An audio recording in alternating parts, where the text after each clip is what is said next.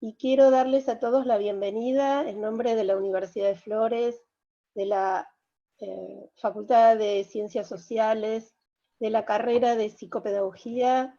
Mi nombre es Laura Weissman, estoy a cargo de la dirección de la carrera de Psicopedagogía en sus dos modalidades, presencial y a distancia, y es un honor para mí presentarles a Mariela Viali y a Carla Secchi, dos psicopedagogas muy dedicadas a la tarea y al trabajo en educación, con una visión, creo yo, innovadora y con una frecuencia muy a tono con la realidad que vivimos y la realidad por venir. Yo les decía a Mariela que tal vez, y a Carla, que tal vez no las iba a presentar formalmente, leyendo el currículum que es muy amplio, pero no puedo dejar de decir que Mariela fue alumna mía hace muchos años. No digas cuántos, por favor. Y para mí el reencuentro es maravilloso. Hoy Mariela es docente en la carrera de psicopedagogía, en el ciclo complementario, en la virtualidad, y Carla, junto con Mariela, están haciendo un trabajo, hicieron también un trabajo en la provincia de Buenos Aires y en otros organismos, haciendo esa articulación entre lo que son las políticas públicas, lo que es la tarea concreta del aula y el trabajo y asesoramiento a profesionales y docentes vinculados a la educación. Así que me parece que lo más interesante es escucharlas. Les quería comentar a todo el grupo de profesionales que hoy están participando, que verán que en la parte de abajo del Zoom hay una parte que dice preguntas y respuestas. A medida que lo vayan considerando, escriban las preguntas que quisieran hacer para que después tanto Carla como Mariela los retome al finalizar la exposición. Así que les doy a todos la bienvenida y un honor y un placer poderlas escuchar. Muchas gracias. Bueno, hola, ¿cómo están? Buenas tardes a todos, a todas. Gracias por acompañarnos en un nuevo webinar. Sabemos que es un desafío convocar tanta cantidad de gente después de tantos meses de este tipo de reuniones virtuales, pero la verdad es que es un momento clave para volver a pensar algunas cuestiones que lo que estuvimos viendo de algunos de los que están hoy sumándose acá, compañeros y compañeros de trabajo, de ruta, de escuelas que hemos ido a visitar, alumnas mías, alumnos de Carla, un poco de un mix, gente de la universidad que también se une a acompañarnos. Nos parece que es interesante volver rápidamente al principio de esta cuestión, cuando nos enterábamos ahí por el 15 de marzo, ya casi 4 o 5 meses, de esta situación compleja que estamos atravesando en realidad como sociedad, como mundo, como sujetos ciudadanos en general. Estamos frente a un desafío, sobre todo en nuestro país, con una cuarentena tan larga, que nos desafió en un principio con esta noticia del 15 de marzo, que en apariencia se suspendían las clases, pensamos primero. No fue una suspensión, fue otra manera de trabajar con la escuela cerrada o no. Digo, lo primero que se dijo es la escuela en casa, y la verdad es que no adherimos a esa posición, sino que creemos que la escuela sigue funcionando de otro modo. Y en la casa están sucediendo cuestiones que la escuela trae a trabajar para sistematizar. Lo que escuchamos mucho hoy, después de tantos meses, a muchos papás diciendo, ya no quiero ser maestro, ya no quiero ser maestra, no estaba bueno eso. Así que bueno, es un nuevo desafío para todos, para los padres, para los chicos, para los docentes. Y pasó, bueno, este primer cimbronazo, que pensamos primero que iba a durar 15 días, salió ahí el Ministerio de Educación, después con algunas resoluciones que vamos a nombrar porque son bien interesantes de conocerlas, a cambiar un poco la manera de percibir que era una escuela, ¿no? Ese dispositivo que tiene una omnipotencia, de creerse que todo lo puede, creyó que todo lo podía en el principio de esta situación, la escuela se cerró un poco a pensarse a sí misma, y después, frente a lo que fue sucediendo, a la muestra de la desigualdad en muchos aspectos, tuvo que reinventar algunas situaciones. Así que bueno, ahí caramba, se nos vino como todo esto junto.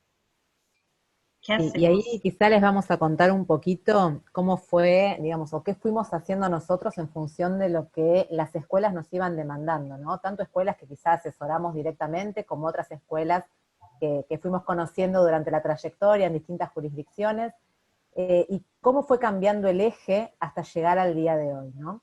Quizá al principio, cuando sucede esto de se cierran los edificios escolares, lo primero que vimos es que para todos los docentes, para todas las escuelas quedó clarísimo que se cerraban los edificios, pero no la escuela, que la escuela iba a seguir estando, y respondió desde el primer momento. Ahora respondimos al principio como pudimos, como nos salió, primero creyendo que de verdad era hasta el 31 de marzo, después nos dimos cuenta de que esto recién comenzaba, y empezamos a ver cómo hacíamos esto de llevar nuestras clases a las casas, sabiendo que no era la escuela en casa, pero que de algún modo teníamos que llegar.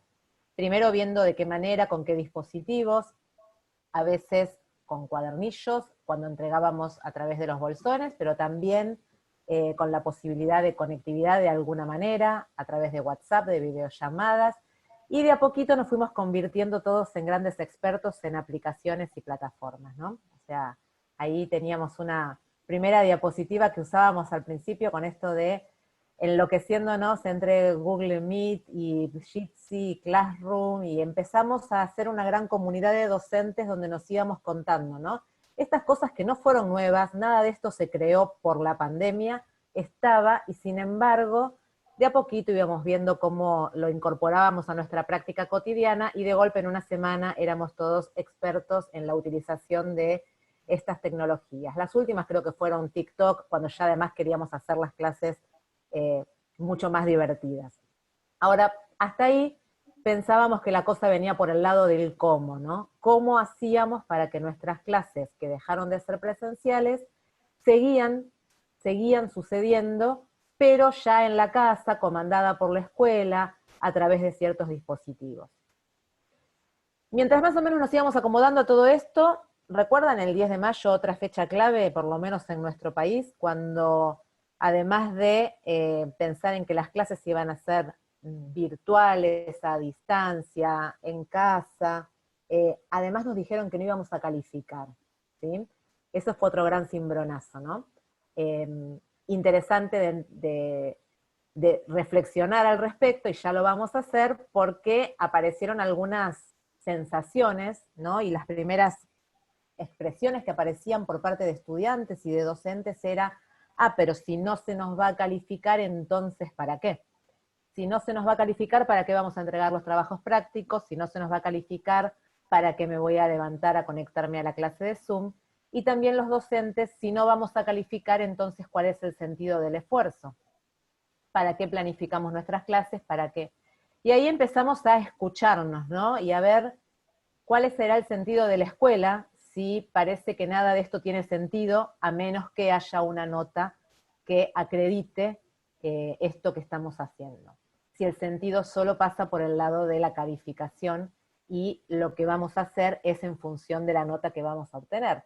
Así que nuevamente acá vimos que no solamente se interpelaba el cómo, sino también el modo de evaluar, el modo de calificar. Recuerden que también los medios en su momento, que suelen complicarnos un poquito a los docentes, lo primero que dijeron frente a la indicación del ministerio de no calificar fue: no se va a evaluar, como si fueran sinónimos, ¿no? Evaluar, calificar, promocionar, daba todo lo mismo, y esto generó también grandes confusiones que, por otra parte, nos iban también interpelando en el sentido de la escuela, en nuestro vínculo con la familia. Llegamos a hoy, y ahora vemos si solamente se interpeló el cómo, si solamente es el tema de la evaluación o qué está pasando. Lo que queda claro es que es una crisis, que no es una crisis educativa solamente, sino que es una crisis mundial en muchos aspectos, en el aspecto sanitario, porque hubo que aprender muchas cuestiones que desconocíamos o que desconocían los especialistas. Es una crisis económica, es una crisis social, es una crisis cultural, y por supuesto es una crisis educativa, pedagógica. Y eso nos tiene que interpelar y nos tiene que poner en jaque todo lo que hasta ahora creíamos que teníamos como ciertamente asegurado. Si bien había algunas cuestiones que queríamos cambiar, sobre todo formatos, formas de trabajo a través de proyectos, o también cierta selección de contenidos curriculares, ¿por qué hoy creemos que cuando volvamos a la escuela de verdad no lo podemos hacer de la misma manera o no lo podemos hacer con el mismo discurso? No es ya un discurso de queremos cambiar o de queremos innovar, porque es lindo, porque es mejor, porque el tiempo cambió. Digo, tenemos experiencias como las hermanas Cosettini, el maestro Iglesias, muchos otros desde hace más de 50 años que vienen traccionando en este sentido, y nada de eso cambia en la práctica. Entonces, ¿por qué hoy sí necesitamos cambiar realmente? Y tiene que ver porque hoy los chicos no están adentro de la escuela, y los tenemos que volver a traer, y eso no va a ser nada fácil. En este momento nosotros trabajamos junto a un ciclo de consultas con distintos sectores, con UNICEF, con la OEI, con Fundación Voz, y lo que estamos pudiendo ver es que en todo el territorio de la Argentina hay muchos chicos que ya están afuera del sistema. Entonces, no es que nos parece que es más lindo hacer las cosas distintos solamente, porque esto ya lo sabíamos de antes y nada cambiaba igual, sino que hoy lo que tenemos que hacer es volver a traer a los chicos a la escuela. Sobre todo, por supuesto, a los chicos de nivel secundario, que es lo que más cuesta, pero también a muchos de los otros chicos donde en este momento están en situaciones muy complejas y la escuela no les está pudiendo ofrecer nada interesante. Por eso estas cuestiones hay que repensarlas y hay que traerlas, ¿para qué vamos a volver? ¿Hacia dónde vamos a volver? ¿Con quiénes vamos a volver? Pero la crisis es algo que, digamos, sabemos, de una crisis uno puede salir mejor o se puede quedar empantanado. Y la idea para los que trabajamos en educación, y además tenemos una mirada psicopedagógica, es creer que las cosas pueden cambiar, y desde ahí ese punto de partida nos va a servir para generar mejores condiciones. O sea que como estamos viendo, esto que se interpela, esto que está en crisis, tiene que ver con todo el sistema educativo, ¿sí? Y la verdad, y un poquito lo dijo recién Mariela, cuando empezamos a ver cada uno de los puntos o cada uno de los aspectos que hay que repensar para ver si volvemos a la misma escuela o si inventamos o creamos una nueva escuela, o qué escuela estamos necesitando y qué escuela están necesitando nuestros y nuestras chicos y chicas, empezamos a ver que la verdad es que nada de lo que les vamos a contar es una innovación, ¿sí? Esto que parece que hay que renovar y volver a crear, resulta que hace mucho que nos lo vienen diciendo y que lo venimos estudiando, y que seguramente todos los que están en este Ateneo, digamos, en este momento, escuchando, lo han leído en la bibliografía que hemos estudiado, nos lo contaron nuestros profesores en el profesorado, y como dice Mariela, algunos ya visionarios quizá, y hace muchos, muchos años ya venían trabajando en este sentido. Pero parece que igual que cuando hablamos de los aprendizajes en nuestros alumnos, esas cosas que se dicen de manera a veces expositiva y que terminan en grandes discursos, ¿sí? Porque todos hablamos seguramente de que no queremos más una escuela reproductora y transmisora de información, y que lo que estamos necesitando es otra cosa. Sin embargo, ¿qué quedó en evidencia cuando quisimos pasar de las clases presenciales a las clases virtuales? ¿Qué nos dicen los chicos y las chicas con quienes nos hemos juntado en estos encuentros, ¿no? Nos dicen cosas como, la escuela, el mundo cambió, todo se conmocionó, sin embargo, la escuela pretende seguir haciendo lo mismo, dar clases, hacernos preguntas, pedirnos actividades, pero nada más que eso ahora lo mandan por mail, ¿sí? Pero no dejaba de ser el mismo texto, el mismo cuestionario y las mismas respuestas pretendidas que se respondían a través de lo que el texto decía, ¿sí? Esto esto fue generando un sinsentido. Una inspectora nos decía en uno de los ciclos de consulta, bueno, primero tratamos de seguir cada docente con su currículum, cada docente con su programa, cada uno desde alguna plataforma, desde algún dispositivo, mandando las actividades a casa y pidiendo que se las mandaran por mail o a través de Classroom o entregando las actividades cuando iban a buscar el bolsón de comida. Hasta que nos dimos cuenta que los chicos no podían estar recibiendo en sus casas 10, 12, 14 actividades diferentes, cada una con una lógica distinta, ¿sí? Cada una sin conexión entre un tema y otro, y tener que estar respondiendo a todo eso. Ahora, esto es lo que ya pasaba en la escuela presencial. Los chicos transitaban 12, 13, 14 espacios, todos diferentes, sin articulación, sin los mismos criterios consensuados entre los docentes, pero parece que la virtualidad lo iluminó, lo puso en evidencia, ¿sí? Ahí es cuando entonces dijimos, bueno, no, empecemos a hacer otra cosa, ¿no? ¿Y qué fue sucediendo en general en las escuelas? Empezamos a trabajar en equipo. Esto que siempre lo dijimos. Sin embargo, ¿vieron como cuando hablamos de aprendizaje basado en proyectos, que decimos, si uno lo dice y el otro lo aprende y lo repite, no se aprende realmente, pero cuando aparece un problema y hay que ponerse a buscar la solución y tenemos que pensarlo en equipo y tenemos que buscar el modo de resolver, ahí realmente se pone en juego esta posibilidad de construir conocimiento nuevo? Bueno, esto empezó a suceder en las escuelas. Empezamos a construir nuevo conocimiento a partir de esto que el aislamiento, digamos, o que el cierre de las escuelas nos había, por lo menos, llevado a tener que construir, ¿no? Y acá empezamos a pensar en proyectos, ¿sí? Y a ver cómo podíamos, un grupo de docentes, hacer eje en una problemática que en lo posible tenía que ver con el mundo real, ¿sí? Con esto que nos estaba sucediendo. Hoy muchas escuelas están trabajando, por ejemplo, tomando como eje los incendios en el Delta, ¿sí? El tema de los humedales. Obviamente hace unos meses empezamos a trabajar tomando como eje las pandemias en el mundo, ¿sí? Y cada docente viendo qué podía desde su espacio empezar a articular de modo tal que los chicos recibieran un proyecto, un desafío, algo que los conmoviera, algo que los interpelara, y que entonces empezáramos a desarrollar otro tipo de clases.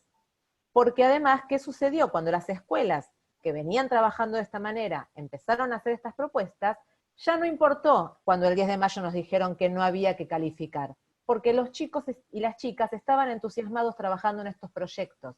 Ahora, cuando la tarea aparecía como un sinsentido de completar actividades porque sí, una estudiante también nos decía, la escuela sigue, los docentes siguen preocupados por la producción individual, nos mandan tareas, tareas, tareas y nos piden que respondamos y respondamos, y no se dan cuenta que nosotros lo que necesitamos es que nos ayuden a construir juntos un mundo mejor.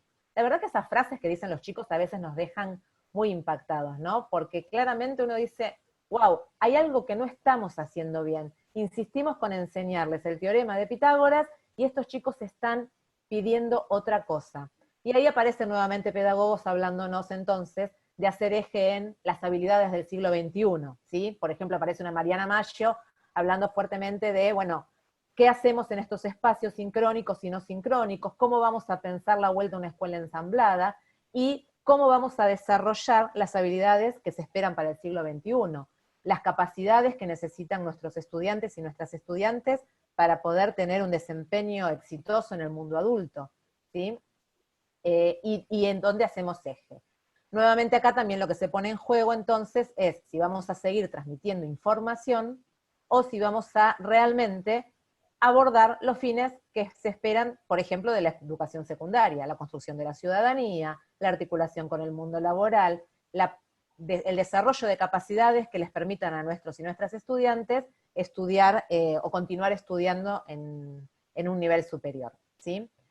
En algún punto también tiene que ver esto con volver a pensar en si la escuela sigue siendo selectiva y para algunos, o vamos a de verdad avanzar hacia una escuela inclusiva. Una escuela inclusiva que, si lo pensamos hoy en función o a la luz de lo que dijo recién Mariela, cada vez son más chicos los que se nos están perdiendo, porque no están encontrando sentido a esto que estamos proponiendo. No solamente, a ver, no quiero dejar de lado obviamente la desigualdad enorme, pero esto ya habló mucha gente, ¿no? O sea, esto además ilumina una desigualdad tremenda que tiene que ver con las posibilidades de acceso real a los dispositivos y a la conectividad que está dejando a muchos chicos afuera. Y que la verdad es que tenemos que seguir pensando en cómo nos acercamos aún sin dispositivos, aún sin conectividad, mientras seguimos reclamando que esto tiene que ser un derecho universal, ¿sí? El hecho de poder conectarse, poder comunicarse, poder tener acceso a estos dispositivos. Pero lo que estamos viendo es que aún los chicos que tienen acceso empiezan a desconectarse. Nos apagan la cámara, nos dicen que la conexión es inestable, desaparecen, y ayer estuve hablando con una inspectora, por ejemplo, que nos decía también que después de las vacaciones de invierno, cosa que ya sabemos que suele ocurrir, pero ahora más, hay más chicos desconectados con familias que están proponiendo un volvamos el año que viene. ¿Por qué? Porque la verdad es que hoy sostener esta propuesta de la escuela, cuando no convoca, cuando no desafía, cuando no interpela, cuando no habilita la construcción de conocimiento y no sostiene el vínculo con el saber y con los pares, parecería no tener mucho sentido, ¿sí? Si pensamos en una escuela inclusiva, entonces tenemos que pensar en cómo hacemos para que todos y todas estén incluidos en esta propuesta, pero desde el desafío, desde las ganas, desde el sentido. ¿Hace sentido en la vida de nuestros chicos y nuestras chicas esto que estamos proponiendo? Y aquí aparece, bueno, en la diapo aparece como AT, que es el eje de acompañamiento a las trayectorias, ¿sí? Cómo estamos acompañando las trayectorias de nuestros chicos y nuestras chicas hoy, y cómo vamos a acompañar las trayectorias de nuestros chicos y nuestras chicas al regreso, porque nos queda claro que vamos a volver a aulas mucho más heterogéneas que las aulas que ya teníamos, ¿sí? Y entonces va a ser necesario acompañar trayectorias, y no solamente desde los roles que existen en muchas provincias específicos, ¿no?, de acompañantes de trayectorias. Los roles como tutores, coordinadores de curso, profesores acompañantes de trayectoria, los mismos preceptores. Además, cómo cada uno de los docentes desde su rol va a trabajar en función del acompañamiento a las trayectorias. Un poquito avancé sobre los demás puntos, el que hay que aprender. Nuevamente empezamos a discutir y vuelve a aparecer este gran tema de qué es lo básico de lo básico, qué es lo que de verdad hay que aprender. En este tiempo en el que tenemos que pensar nuevamente la propuesta de enseñanza, tenemos que volver a jerarquizar, volver a priorizar y volver a pensar qué es eso que realmente la escuela tiene que enseñar y que es irrenunciable. Entonces, hoy justo conversábamos también con una escuela que decíamos, bueno, ¿de verdad es tan importante saber la definición de moraleja y si forma parte o no de la leyenda o de una fábula, o de verdad tenemos que seguir pensando en cómo hacemos para desarrollar la capacidad de comunicarse, de expresarse, de resolver problemas, la autonomía en la búsqueda de la información, la autonomía en la construcción de los aprendizajes, ¿sí? Nuevamente, si hacemos eje en los contenidos y con disciplinas inconexas, con una estructura disciplinar, o si hacemos eje en las capacidades, en las habilidades, ¿sí?, que no significa dejar de lado los contenidos, sino ponerlos a disposición del desarrollo de esas capacidades que hoy aparecen como centrales. El cómo enseñar se deriva de todo esto. Seguimos con una enseñanza disciplinar, expositiva, y esto implica también discutir un poquito el sistema graduado, o empezamos a trabajar con enseñanza y aprendizaje basado en proyectos, en problemas, en fenómenos. Empezamos a abordar la multidisciplina o la interdisciplina, tratamos de integrar saberes y empezamos a pensar también en un avance académico no graduado. Esto son todas preguntas que tenemos que hacernos porque hay mucho que estamos aprendiendo en este sentido, y también lo que estamos viendo, que aquellas escuelas que venían trabajando en este sentido estuvieron en mejores condiciones de afrontar este desafío, ¿sí?, porque ya tenían una práctica en este sentido. Carla dice poner en discusión un poquito el sistema graduado. Yo no lo pongo un poquito en discusión, lo pongo en total discusión. Creo que esta situación nos pasó hace un par de meses, representamos a la Argentina en un webinar con varios países del mundo, con docentes y pedagogos de varios países del mundo, y nos preguntaban a nosotras por la experiencia, casi uno de los únicos países que se animó a sacar las calificaciones. Nos decían en España, por ejemplo, la discusión para sacar la calificación duró una semana y no hubo consenso. En muchos otros países pasó lo mismo. Son muy pocos los países donde hubo consenso para sacar las calificaciones. Y nos damos cuenta que la escuela creía que solo servía para aprobar y pasar de año. Y la verdad es que si volvemos al eje de para qué sirve la escuela, sirve para aprender. A veces nos olvidamos de eso que es tan básico. La escuela está para aprender, no para calificar, no para decir cuánto se supone que sabe cada uno de los sujetos y dar calificar y poner en escala quién está primero, quién está segundo, quién está último, y eso no habla de lo que los chicos están aprendiendo.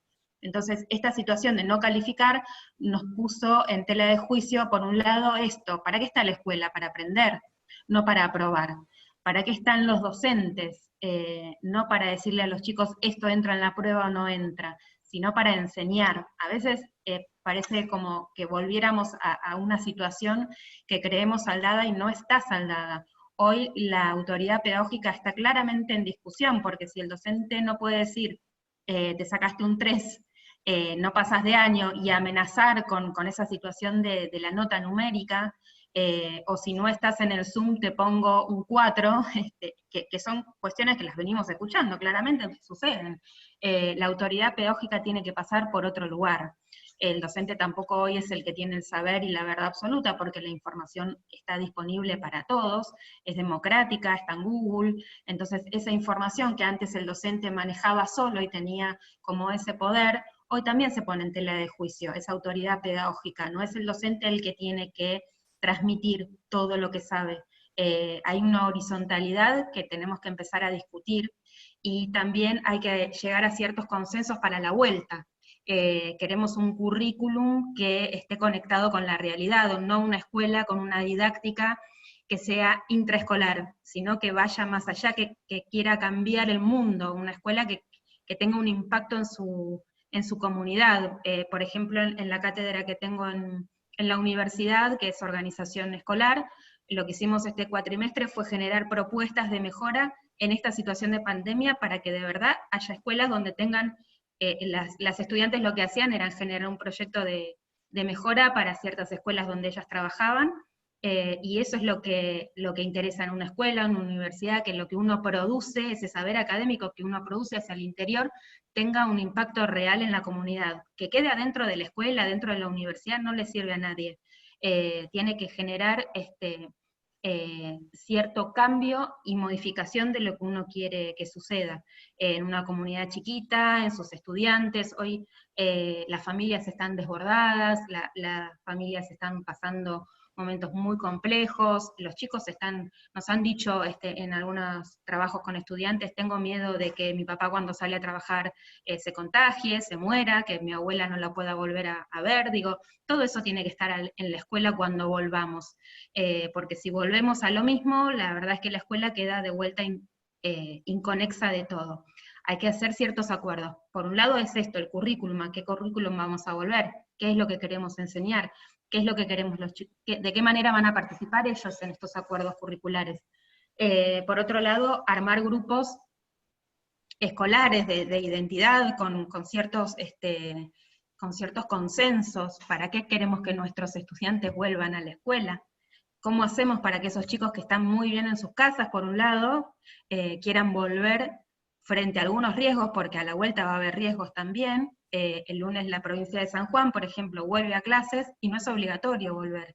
Entonces, ¿cómo y claramente está muy bien y así tiene que ser, pero ¿cómo vamos a generar cierta atracción para que las familias quieran volver a mandar a los chicos a la escuela, para que los chicos quieran volver a estar sentados en un aula? ¿Qué les vamos a ofrecer? ¿Qué vamos a modificar?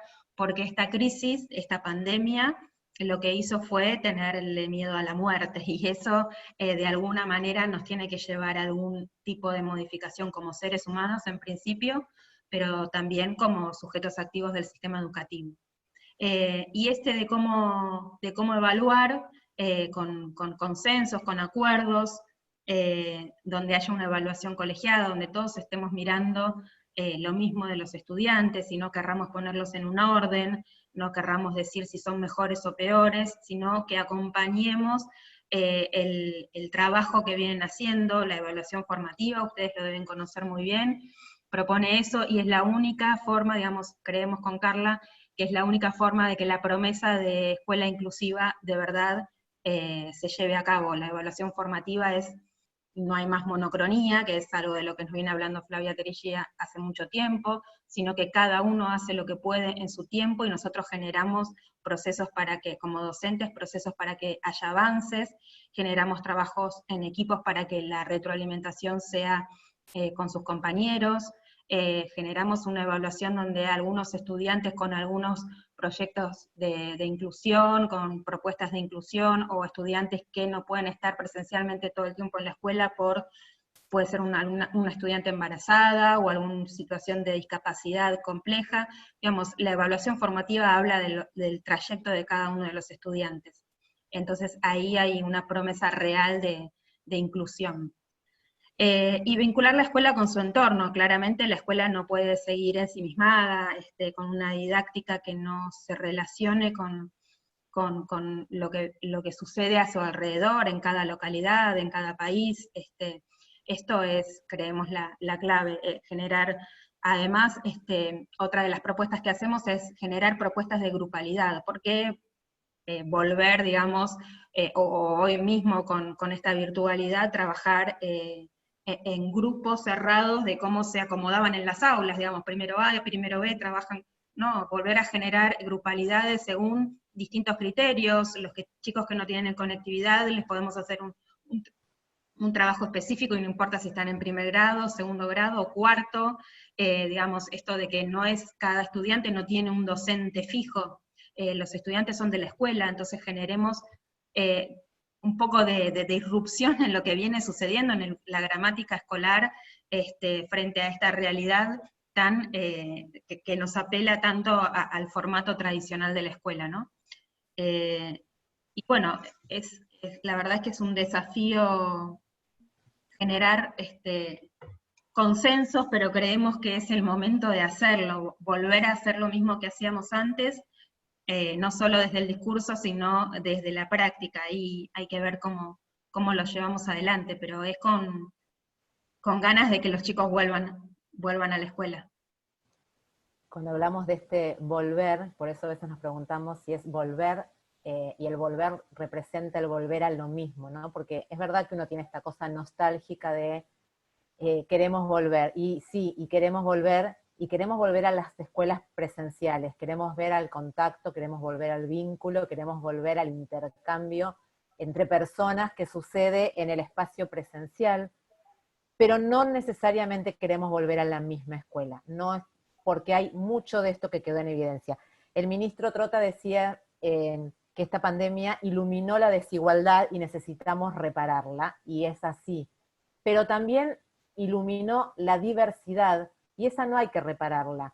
Esa diversidad nos permite realmente volver a pensar en esto de si seguimos insistiendo con un sistema que sigue respondiendo, bueno, por ahí en alguna de las preguntas aparecía esto de si sigue respondiendo, la verdad es que a un siglo que no es el que hoy estamos transitando, ¿sí? Muchas veces nos preguntan los docentes cuando estamos trabajando estas cuestiones, bueno, pero cuando volvamos, todo esto que aprendimos, ¿vamos a poder mantenerlo, capitalizarlo, profundizarlo cuando volvamos a la escuela de antes? Si la escuela de antes vuelve con los mismos regímenes académicos y con las mismas cuestiones que hay que resolver. Por ejemplo, el tema de la evaluación que recién comentó Mariela, la verdad es que cuando aparece como indicación la evaluación formativa, empezamos a trabajar fuertemente en una evaluación que implique criterios compartidos, transparentes, acordados con los mismos estudiantes, el rol del estudiante reconociendo su propio proceso de aprendizaje y pudiendo dar cuenta de lo aprendido, de lo que le falta, el docente tomando realmente la evaluación como esta información necesaria para mejorar la propia práctica y ver cómo sigo andamiando el proceso de aprendizaje de mis estudiantes, y Y por otra parte, esto que decía también Mariela, y no poniéndolos en una escala, ¿no? O sea, la calificación, cuando me está diciendo que las notas son del 1 al 10, están dando por supuesto que todos los estudiantes pueden ser puestos en una escala del 1 al 10, con lo cual hay un número para la aprobación, hay un número para la desaprobación, hay un número para la excelencia, y esto implica pensar en una aula homogénea. Entonces, ¿cómo hacemos si aprendimos mucho con esto de la evaluación formativa y empezamos a trabajar con rúbricas, con listas de cotejo, con escalas de retroalimentación, bueno, con todos estos instrumentos que empezaron a aparecer y que en algunos casos fueron como estrellas, ¿no? De, no sé, Rebeca Nijovic habla mucho de las rúbricas y está genial, estos cuadros de doble entrada que nos permiten ver bien qué aspectos vamos a evaluar, qué criterios tenemos para evaluar, qué niveles vemos en los distintos desempeños de nuestros estudiantes. ¿Para qué? Para ver cómo vamos haciendo, cómo vamos ayudando a cada uno de nuestros estudiantes a seguir avanzando. Ahora, ¿qué nos preguntan los docentes cuando venimos trabajando todo esto? Y cuando después volvamos a la escuela presencial, ¿nos van a pedir que esto lo transformemos en calificaciones? ¿Nos van a pedir que volvamos del 1 al 10 y entonces el que no llega al 7 o al 6 según la jurisdicción se lleva la materia? Y si se lleva la materia desaprueba porque se llevó más de 3 o más de 2 y entonces no pasa de año. Y la verdad es que es complicado porque esto que estamos aprendiendo no se lleva bien con el sistema que hoy tenemos cuando no habilita, ¿sí?, estas posibilidades de avanzar hacia propuestas que interpelen el formato de la escuela secundaria, en principio, y de la escuela primaria también. Porque la escuela primaria, que hace muchos años, quizá era una escuela que pensaba más integralmente en el estudiante y que hacía una evaluación más formativa, por responder a una escuela secundaria que era más academicista y más disciplinar, terminó transformándose también en algo parecido, y ahora tenemos nenes de primer grado que se les pide en una hora de Zoom que saquen la carpeta de matemática, tienen un recreo, y después que saquen la carpeta de prácticas del lenguaje, y uno dice, ¿qué estamos haciendo, no?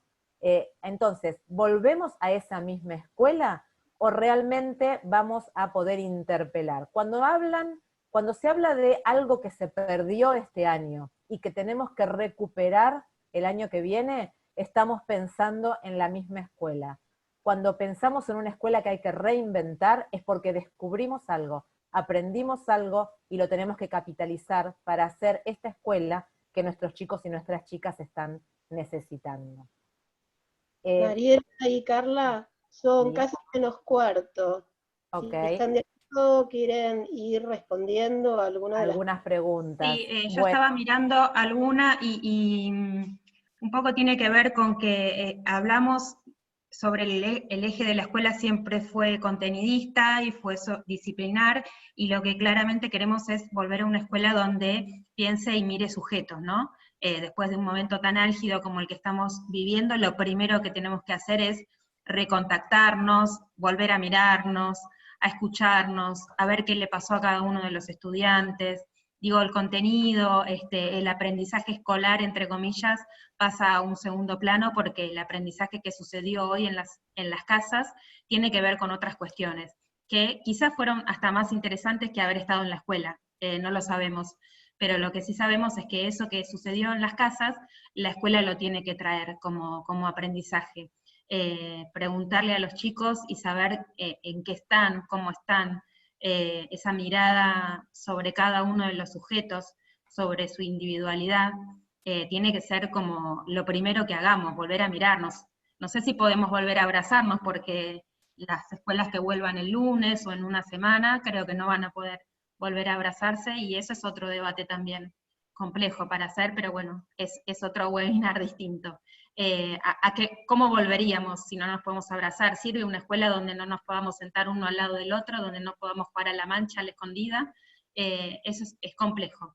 Pero bueno, sí, claramente tiene que haber una mirada de lo vincular y del proyecto de vida de cada uno de los estudiantes a partir de hoy, a partir de que vuelvan a la escuela, a ver qué podemos ofrecerle a esos chicos. Aquí hay otras preguntas. La verdad es que es difícil, son bien distintas y es difícil elegir, así que voy a tratar de ir rápidamente respondiendo a algunas que fueron apareciendo en el orden que aparecieron. Una tiene que ver con esto de la preparación de los docentes y la capacitación de los docentes en cuanto a las herramientas tecnológicas.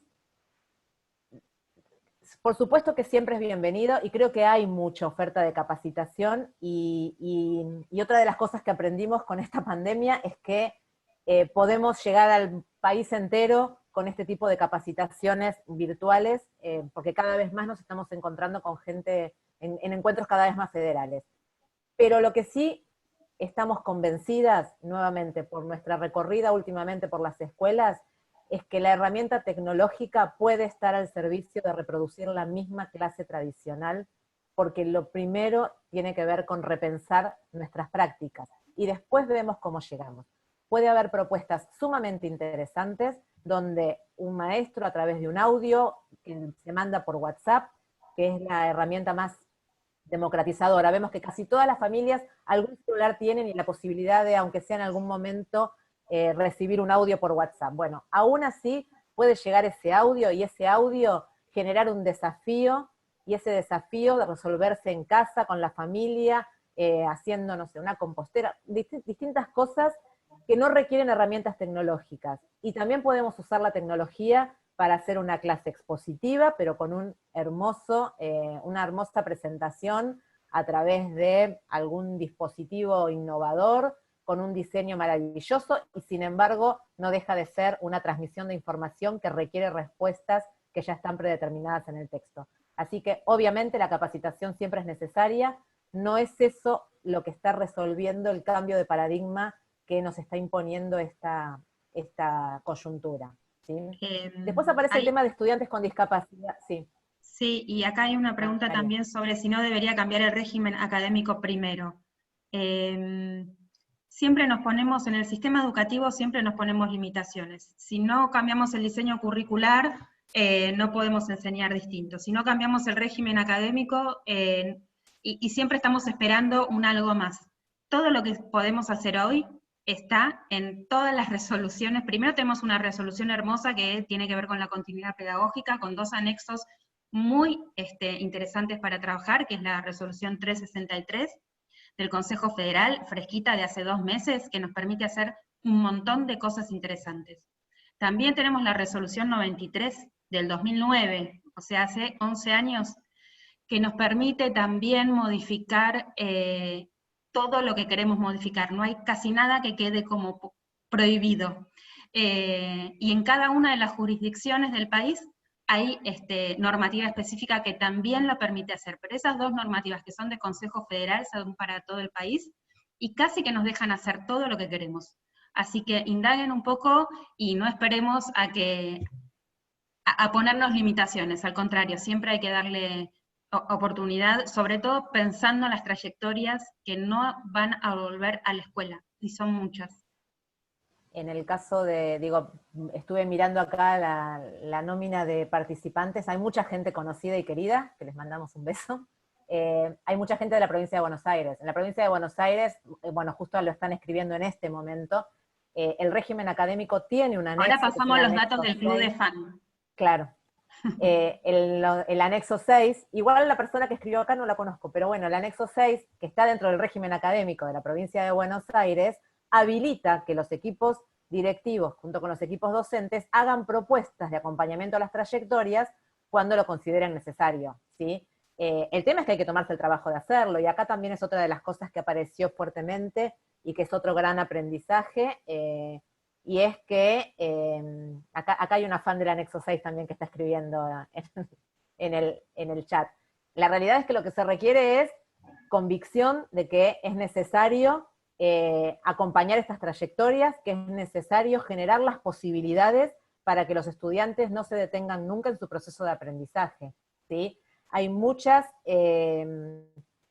escuelas donde los estudiantes, a pesar de que el régimen académico general habla de se pasa de año con 2 materias previas y no más, tenemos un montón de escuelas que han pasado los chicos con 4 o 5 materias, cursan en contraturno, hacen circuitos itinerarios diferenciados, se trabaja por grupalidades diferentes. Ahora, nuevamente, equipos directivos fuertes, convencidos de acompañar las trayectorias y de asegurar el derecho a la educación de cada uno de nuestros jóvenes, de nuestras chicas y nuestros chicos.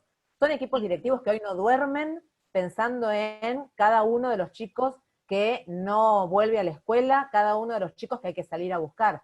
Ojo, también, esto me lo comentó otra inspectora de otra región, que no está acá, en Junín, por ejemplo, nos contaban que, al revés, chicos que se habían ido de la escuela presencial, y que este año, cuando empieza toda esta propuesta virtual, resulta que se vuelven a conectar, e incluso muchos chicos que habían abandonado y que de pronto titularon, tenían 2, 3 materias, y se animaron en la no presencialidad.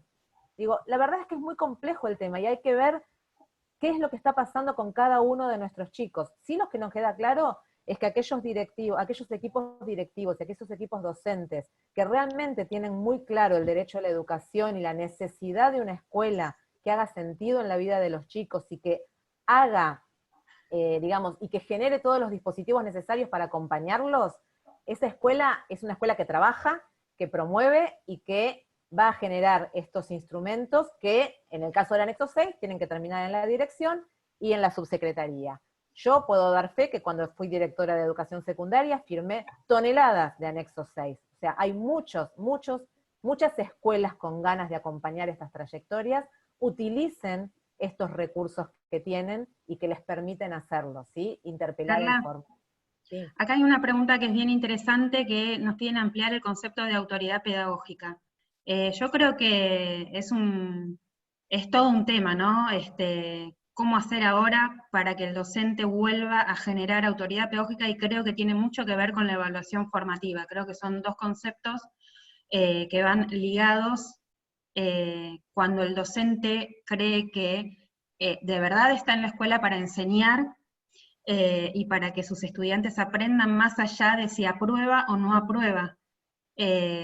Ahí la autoridad pedagógica tiene que ver mucho con los procesos de retroalimentación, con que el estudiante se sienta mirado, con que el estudiante se sienta apoyado en lo que puede y en lo que no puede, con que el estudiante no se sienta juzgado, porque siempre lo que hacemos cuando un estudiante nos trae un trabajo o nos pregunta cómo me está yendo, damos un juicio de valor, ¿no? Si está bien o está mal, pero no hablamos de lo que puede y lo que no puede hacer.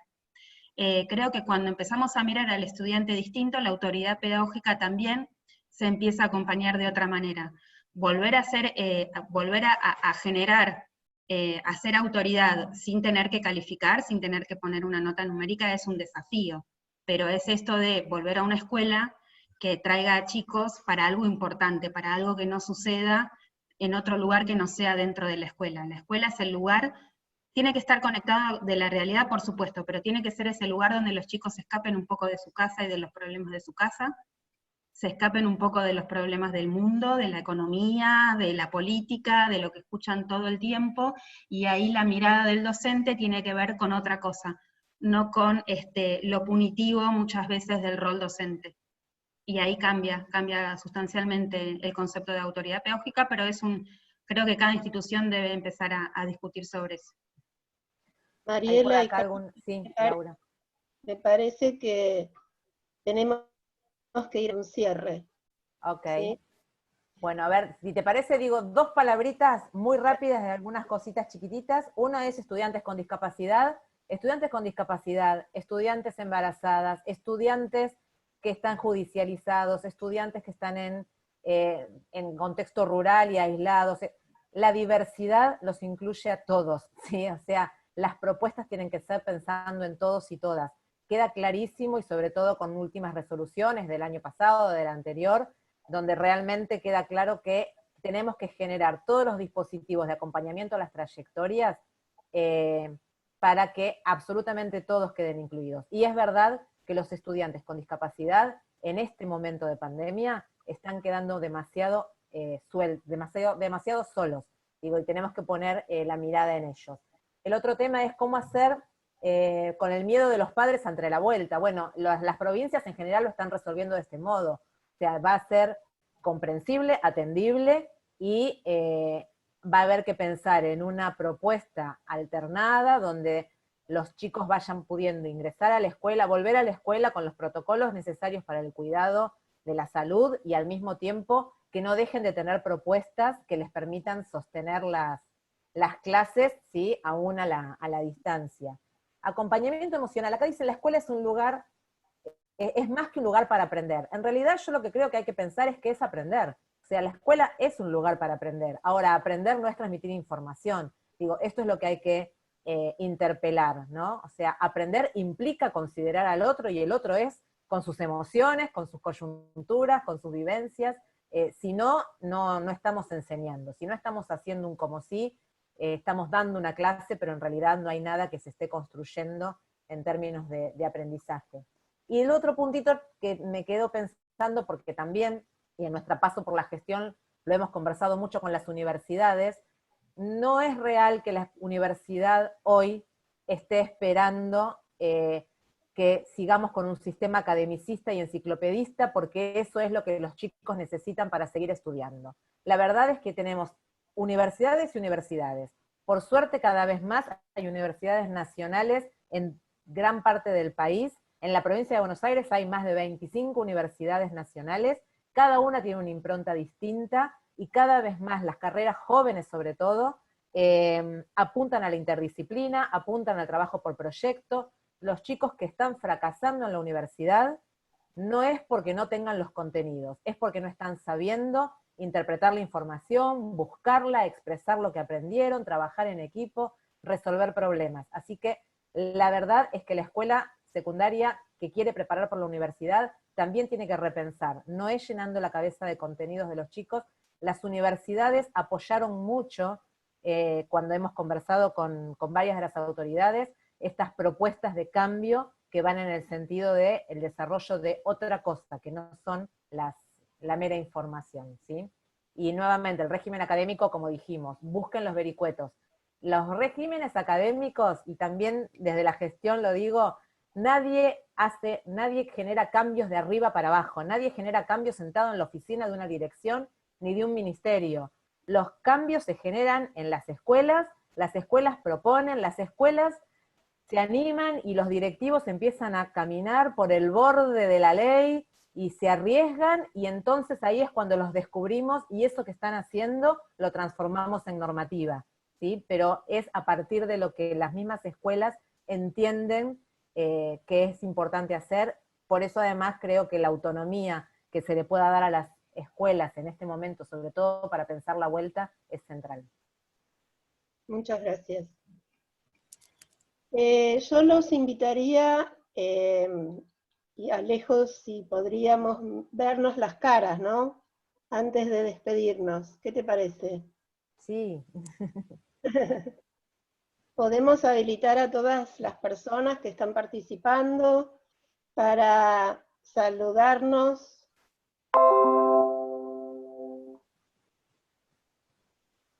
Bueno, los que no tienen cámara igual ok. Para mí fue un placer enorme escucharlas. Quedó corto, como dijo una de las participantes. Sería muy interesante que tomen nota los participantes del futuro curso que van a dar en la universidad, pero claramente es un tema que nos interpela, que nos hace pensar no solo en el presente y el pasado de la escuela, sino en el futuro. Así que de mi parte, muchas gracias a ustedes y nos seguimos encontrando. Muchas gracias. Gracias a todos. Muchas gracias Laura. a todos. Gracias a la universidad por el espacio. Bueno, muchísimas gracias. Nos estamos viendo. Chau. Adiós. Chau, chau, gracias.